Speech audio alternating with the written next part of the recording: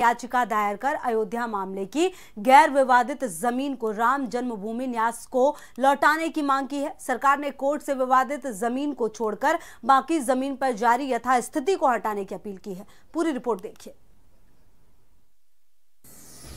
अयोध्या विवाद में केंद्र सरकार का बड़ा दाव। सुप्रीम सुनवाई से पहले केंद्र सरकार की अर्जी। गैर विवादित भूमि लौटाने, स्टे हटाने की मांग। 2019 लोकसभा चुनाव से पहले राम मंदिर निर्माण का मुद्दा एक बार फिर से गर्मा गया है। राम जन्मभूमि विवाद मामले में केंद्र सरकार ने बड़ा दाव चला है।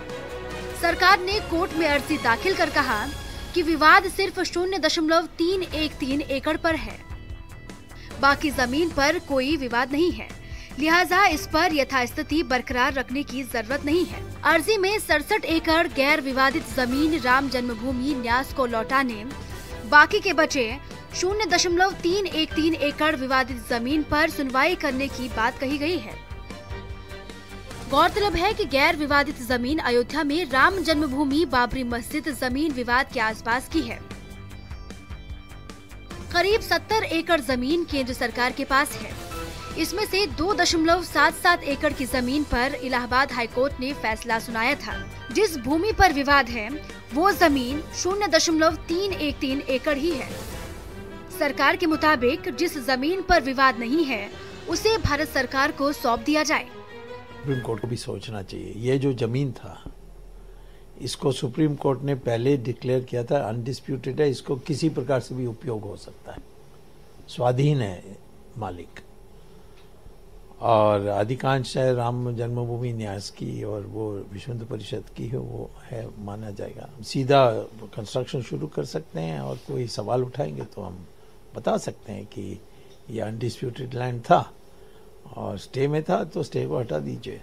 यह जो केंद्र सरकार अधिग्रहण किया है तो पूरा अधिकार केंद्र सरकार को है और केंद्र सरकार जो भी चाहे, जिस रूप में चाहे उसकी व्यवस्था कर सकती है और जिसको चाहे उसको दे सकती है, क्योंकि बाकी जितने लोग रहे सबको वह मिल चुका है मुआवजा। ऐसी स्थिति में सरकार यह नहीं समझ में आ रहा कि यह सुप्रीम कोर्ट से उसको मांग कर रही है कि हमको दे दिया जाए, तो यह याचिका किस उद्देश्य से है ये पता नहीं है।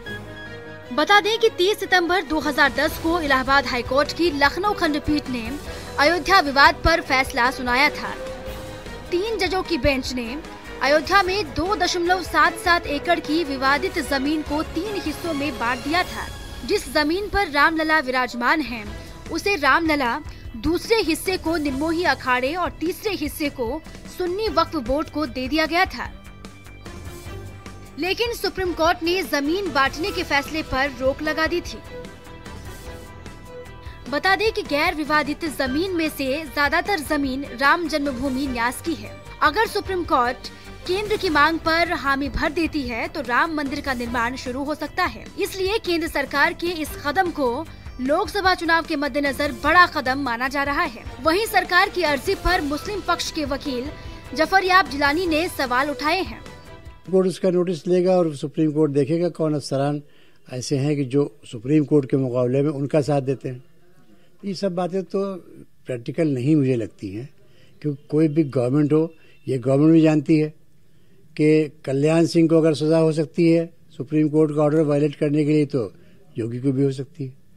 तो मैं नहीं समझता कि कोई गवर्नमेंट या कोई अफसर सुप्रीम कोर्ट के आदेश की अवहेलना करने की हिम्मत करेगा। राम मंदिर निर्माण की गूंज अयोध्या से लेकर दिल्ली तक हो रही है। सरकार की अर्जी पर कोर्ट क्या रुख अपनाती है, अब ये देखना दिलचस्प होगा। ब्यूरो रिपोर्ट, भारत समाचार। प्रयागराज में वैसे तो इन दिनों कुंभ मेला चल रहा है, लेकिन योगी सरकार ने कैबिनेट की बैठक कर राम मंदिर निर्माण पर